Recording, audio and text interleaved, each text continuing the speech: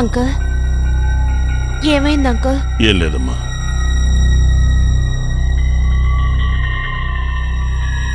రాజు, రాణి. రాజు, ఏమైంది నీకు? ఎందుకు అదోలా ఉన్నా? నిర్మల వాళ్ళు ఇక్కడికి వచ్చారు. పెళ్లి క్యాన్సిల్ చేశామని చెప్పారు. ఒంటి కాలితో ఉన్న నాకిచ్చి తన కూతుర్ని పెళ్లి చేయనని నిర్మోహమాటంగా చెప్పేశారు.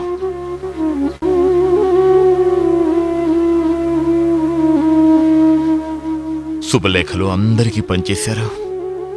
ఇక పైన నా ముఖాన్ని ఎవరికైనా ఎలా చూపించగలుగుతాను?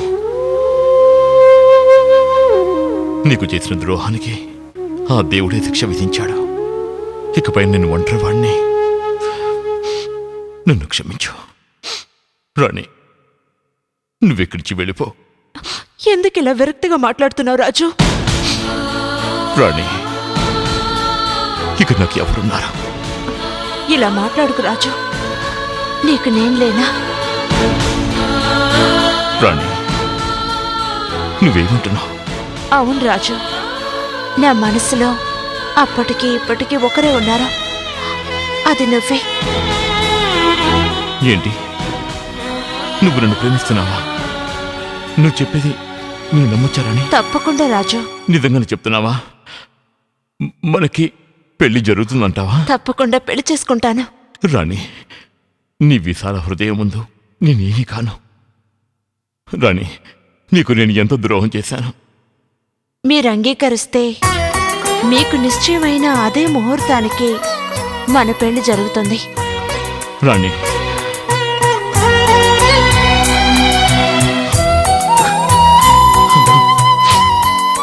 జయదేవ్ గారు చనిపోయారు. మీకు తెలుసా మేడం? ఎప్పుడు? ఆపరేషన్ ఫెయిల్ అయింది, ఇప్పుడే చనిపోయారు. ఓ గాడ్!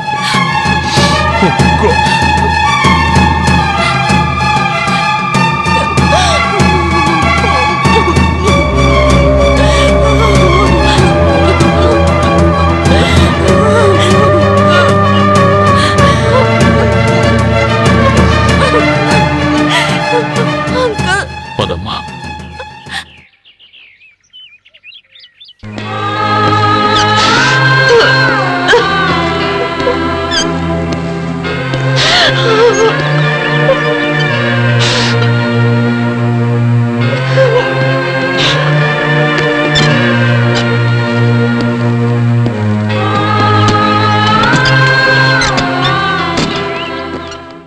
ఇలా చూడు సుధా, ఇక్కడ నువ్వు ఒంటరిగా ఉండద్దు. నువ్వు కూడా మాతో పాటు వచ్చే. వద్దండి.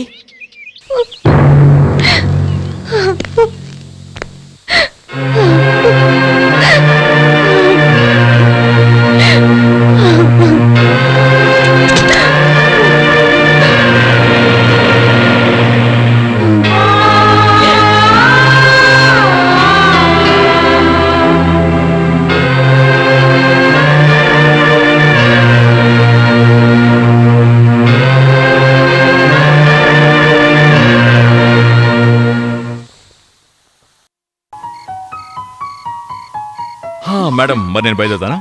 లోపలికి రా, నాన్నగారిని చూసి వెళ్ళు. అయ్యో, టైం అయిపోయింది. నువ్వు అంకుల్తో చెప్పే, నేను బయలుదేరుతాను. Okay, bye. బాయ్.